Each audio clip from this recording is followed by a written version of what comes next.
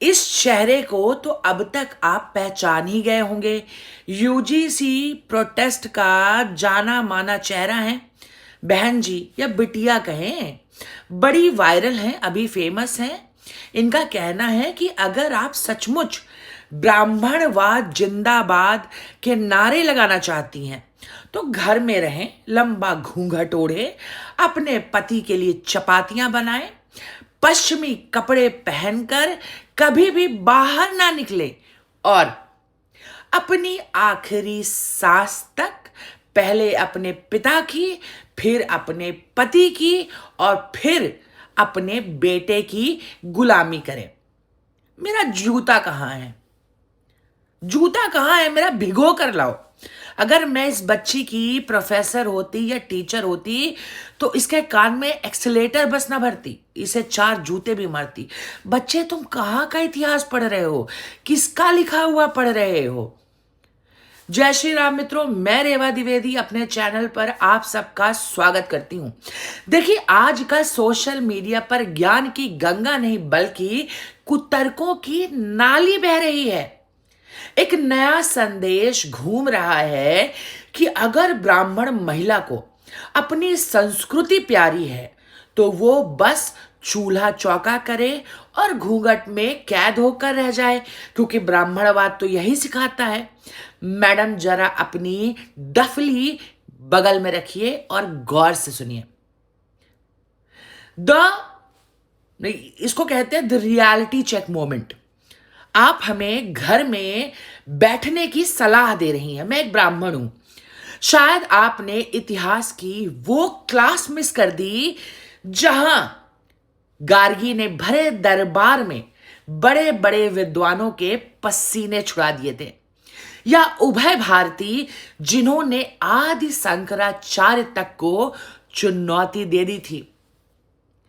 ब्राह्मण बेटियों ने तब शास्त्रार्थ किया था जब दुनिया की आधी आबादी को यह भी नहीं पता था कि शिक्षा कहते किसे हैं, ये किस चिड़िया का नाम है।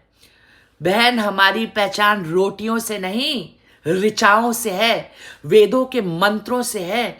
घूंघट और पर्दा तो उन हमलावरों की देन है जिनसे आप जैसों ने कभी लड़ना सीखा ही नहीं, बस और बस समझौता करना सीखा है। ब्राह्मण की बेटियों पर उंगली उठाने से पहले बच्चे, मेरे एक सवाल का जवाब दो। आज मैं पूछना चाहती हूं, सच में पूछना चाहती हूं, ये किसका इतिहास पढ़ रहे हैं आप? क्या आपने कभी भारत की उन बेटियों के पन्ने पलटे हैं जिन्होंने शास्त्रार्थ में ऋषियों को निरुत्तर किया, या युद्ध के मैदान में अपनी स्वतंत्रता का परचम लहराया? हर बात पर बाबा साहब बाबा साहब बाबा साहब के बहुत पहले ही स्त्री स्वतंत्र थी। ब्राह्मणवाद में महिलाओं को दबाया जाता है, ये कौन पढ़ा रहा है आपको? जब पीछे मुड़कर देखिए, जब दुनिया की आधी सभ्यताओं को छोटा बड़ा या कहे अक्षर का ज्ञान तक नहीं था, तब गार्गी राजा जनक की भरी सभा में शास्त्रार्थ कर रही थी। उन्होंने महर्षि याज्ञवल्क्य से सवाल पूछे थे, तुम कहते हो कि ब्राह्मणवाद स्त्री को गुलाम बनाता है। याद रखो, ब्राह्मण समाज में बेटियों की अगर स्वतंत्रता नहीं होती तो क्या गार्गी जैसा व्यक्तित्व जन्म लेता? क्या मैत्रेयी संपत्ति को ठुकराकर मोक्ष के मार्ग पर चलने की जिद कर पाती? क्या अपने बाप के सामने जुबान खोल पाती? ये किसी गुलाम की नहीं बल्कि एक स्वतंत्र और प्रबुद्ध आत्मा की आवाज थी। और आप बात कर रहे हो कि ब्राह्मण स्त्रियों के पास अथॉरिटी नहीं है, ब्राह्मण औरतें स्वतंत्र नहीं है, वो अपने अधिकारों के लिए नहीं लड़ सकती। कहा जाता है ब्राह्मण स्त्री सिर्फ और सिर्फ सेवा के लिए है। बेटा, मैं आपको याद दिलाना चाहती हूं, विदुषी उभय भारती का नाम आदि शंकराचार्य और मंडन मिश्र के बीच जब ऐतिहासिक बहस हुई थी तो जज निर्णायक कौन था मेरे बेटे?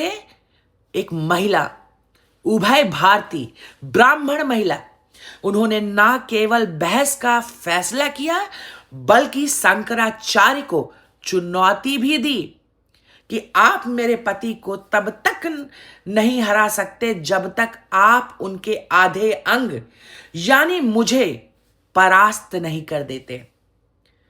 यह अधिकार, यह आत्मविश्वास किसी घूंघट के पीछे से नहीं आया था। यह उस संस्कार से आया था जो स्त्री को शक्ति मानता है। रही बात लंबे घूंघट और बंदिशों की, तो बेटा इतिहास गवाह है कि पर्दा प्रथा भारतीय संस्कृति का हिस्सा कभी थी ही नहीं। यह मध्यकाल की सुरक्षात्मक प्रतिक्रिया थी। हमारे प्राचीन मंदिरों की मूर्तियां देखें, अजंता एलोरा की नक्काशी देखें, क्या वहां आपको ब्राह्मण स्त्रियां घूंघट में दिखती हैं? खजुराहो जाओ, बिल्कुल नहीं, स्वतंत्र हैं वो। ब्राह्मण बेटियों ने हमेशा एक सरस्वती की तरह ज्ञान को और दुर्गा की तरह धर्म को चुना है। आज की ब्राह्मण बेटियां अगर अपनी जड़ों की ओर लौट रही हैं तो वो रोटियां बेलने के लिए नहीं बेटा, बल्कि अपनी उस खोई हुई बौद्धिक विरासत को वापस पाने के लिए लौट रही हैं। उनको लौटना ही था और वो लौटेंगी। तो नेहा जी और उन जैसे तमाम विचारकों को मेरा संदेश है, ब्राह्मणवाद गुलामी नहीं है, गरिमा का नाम है। एक ब्राह्मण स्त्री का शिक्षित होना, आधुनिक होना और साथ ही अपनी संस्कृति पर गर्व करना, यही उसकी असली स्वतंत्रता है। बेटा हम चपाती भी बनाएंगे और दुनिया भी चलाएंगे। हम पिता, पति और पुत्र का सम्मान भी करेंगे, लेकिन अपनी पहचान की बलि देकर नहीं, बल्कि उसके साथ कंधे से कंधा मिलाकर सहधर्मिणी बनकर। क्योंकि हमारी स्वतंत्रता किसी के संदेश की मोहताज नहीं है। हमारी स्वतंत्रता हमारे वेदों और विवेक में अंकित है। मैं एक ब्राह्मण महिला हूं, मुझे ब्राह्मण होने पर गर्व है। मैं ब्राह्मणवाद जिंदाबाद के नारे लगाऊंगी, क्योंकि ब्राह्मण एक ऐसा समाज है जिसके पुरखों ने ना सिर्फ सनातन धर्म, सनातन संस्कृति की सेवा की, बल्कि उनके संरक्षण के लिए लंबी लड़ाई लड़ी है। ब्राह्मणों की जनेऊ तोली गई, ब्राह्मण काटे गए, मारे गए, लेकिन ब्राह्मणों ने बोरी भर चावल के लिए धर्म नहीं त्यागा है। ब्राह्मण भीख मांगकर खाया है, भूखा मर गया है, लेकिन उसने धर्म को धंधा नहीं बनाया। समझ में आया? मुझे ब्राह्मण होने पर गर्व है, मुझे अपने ब्राह्मण पूर्वजों पर गर्व है, मुझे ब्राह्मणवाद पर गर्व है, मुझे ब्राह्मणों के इतिहास पर गर्व है। और मैं अपनी कुवत से ज्यादा प्रयास करूंगी कि मेरी औलाद को भी ब्राह्मण होने पर गर्व हो, उसे अपने ब्राह्मण पिता पर गर्व हो, उसे अपने ब्राह्मण दाई बाबा पर गर्व हो, उसे अपने ब्राह्मण नाना नानी पर गर्व हो, जिन्होंने सारे संस्कार निभाए हैं। जय श्री राम मित्रों, अगर आप मेरी बात से सहमत है, अगर आपको मेरी बात में तर्क नजर आता है, तो वीडियो को लाइक करें, दबा के शेयर करें, व्हाट्सएप और फेसबुक ग्रुप में इस वीडियो को वायरल करें। ब्राह्मणवाद की सही परिभाषा जन जन तक पहुंचनी चाहिए, खास करके इन डफलीबाजों के पास, इन टुकड़े टुकड़े गैंग के पास, इन वामपंथियों के पास, इन वामी कामियों के पास। दबा के शेयर करें। जय श्री राम मित्रों, मेरे चैनल को सब्सक्राइब करके बहन जी के छोटे से परिवार का हिस्सा बने, मुझे सपोर्ट करें, समर्थन दें, प्यार दें, आशीर्वाद दें।